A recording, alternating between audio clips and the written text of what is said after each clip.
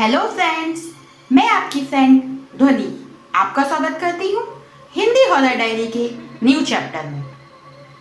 आज की कहानी एक बार फिर सूरत सिटी के डेलासा गांव की है। इस गांव की एक पुरानी मान्यता है कि सुरावाला नाम से एक भूत होता है जो रात में कुछ लोगों के ऊपर फोकस जैसी रोशनी फेंकता है और अपने होने का एहसास दिलाता है। दोस्तों, पहले मैं बताना चाहती हूँ कि सुरावाला की स्टोरी कहाँ से स्टार्ट हुई। ये काफी पुरानी मान्यता है।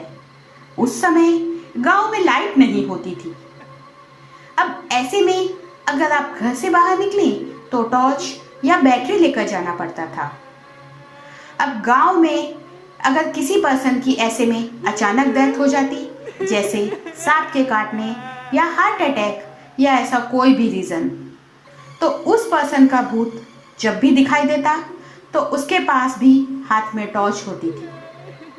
कुछ लोगों का मानना है कि भूत के पास टॉर्च होती है, तो कुछ कहते हैं कि उसके पास एक रोशनी से भरा गोला होता है जिससे वो लोगों को लाइट दिखाता है या उन पे लाइट मारता है।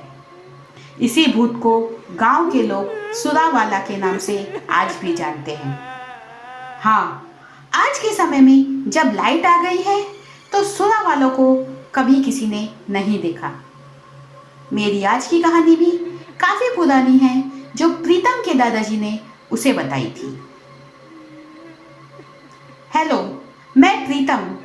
मैं आज अपने दादाजी के साथ घटी हुई एक कहानी आपके साथ शेयर करना चाहता हूँ। ये घटना तब की है जब मेरे दादाजी उनकी पढ़ाई के लिए जमशेदपुर रहते थे। उनके स्कूल में वैकेशन स्टार्ट हुई तो दादाजी जमशेदपुर से गांव आ गए थे। मेरे दादाजी को कभी भूतों पे विश्वास नहीं हुआ था, पर उन्हें ये सब कहानी सुनने में बड़ा मजा आता था। वैकेशन के समय एक शाम दादाजी किसी काम से साइकिल पर बाहर गए और लौटते समय थोड़ा अंधेरा हो गया था। गांव के नजदीक आने पर उन्हें ऐसा लगा जैसे उन पे किसी ने लाइट मारी। दादाजी ने देखा तो कोई नहीं दिखाई दिया।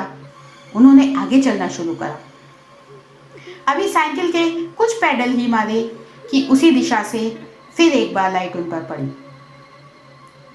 दादाजी को लगा शायद उनके दोस्त या गांव के लड़के उन्हें डरा रहे हैं, तो उन्होंने गुस्से में बोला, कौन है?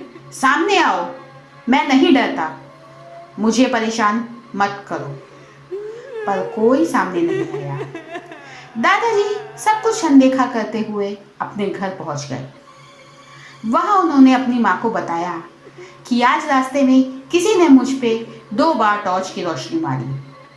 शायद गांव के बच्चे मुझे परेशान कर रहे थे। माँ, जो चुपचाप मेरी बात सुन रही थी, अचानक से बोली, वो कोई लड़का या दोस्त नहीं, भूत था। दोबारा कभी ऐसा हो तो बिना बोले अनदेखा करना। मैं हंसने लगा। माँ, भूत मुझ पे टॉर्च क्यों मारेगा? तब माँ ने मुझे सुरावाला के बारे में बताया। मुझे उनकी बात पे जरा विश्वास नहीं हुआ, पर उनके सामने मैं हाँ हाँ करता रहा और दूसरी बार रात में अकेले ना जाने का वादा किया। दादाजी को यह महज एक अंधविश्वास लगता था और उन्होंने ठान लिया कि इसका पता लगाकर रहूंगा। दादाजी कोई भी बहाने जब मौका मिले रात में घर से बाहर निकलते थे, पर उन्होंने टॉर्च की रोशनी नहीं दिखाई देती थी। एक रात दादाजी पास के गांव में अपनी बहन को मिलने के बहाने साइकिल पर निकले। उस रात फिर उन पे टॉर्च की रोशनी आई। दादाजी तो पहले से ही तैयार थे। उन्होंने आवाज दी, कौन है? हिम्मत है तो सामने आओ। पर कोई सामने नहीं आया। दादाजी आगे बढ़े तो दोबारा लाइट की रोशनी उन पर पड़ी। इस बार दादाजी ने साइकिल वही सड़क पर खड़ी की और जिस झाड़ी से रोशनी आ रही थी उसके पास जाने लगे। झाड़ी के पास पहुंचकर दादाजी ने फिर भूत को आवाज दी, मैं तुमसे डरता नहीं, इतना बोलते दादाजी झाड़ी के नजदीक पहुंचे और झाड़ी में झांका तो देखा झाड़ी के अंदर एक आदमी था जिसका चेहरा बहुत डरावना था, जैसे कोई लाश सड़ जाती है। और उस आदमी के हाथ में एक बड़ा सा चमकदार गोला था जिसमें से रोशनी निकल रही थी और आदमी का डरावना चेहरा साफ दिख रहा था।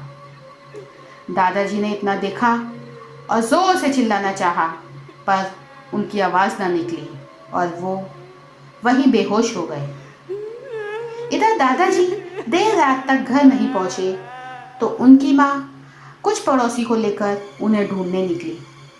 नसीब से सड़क के किनारे दादाजी की साइकिल दिखाई दी तो उसके आसपास देखा तो एक झाड़ी में दादाजी बेहोश हालत में पड़े थे।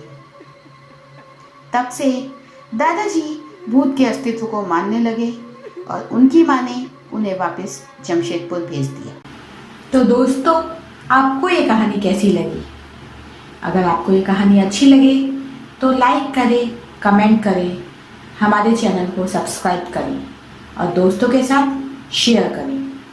और हाँ, अपने एक्सपीरियंस, अपनी कहानी हमें hindi horrordiary@gmail.com पर मेल कीजिए। मैं अब आपसे इजाज़त लेती हूँ। अगले हफ्ते फिर हाजिर होंगी एक नई कहानी के साथ।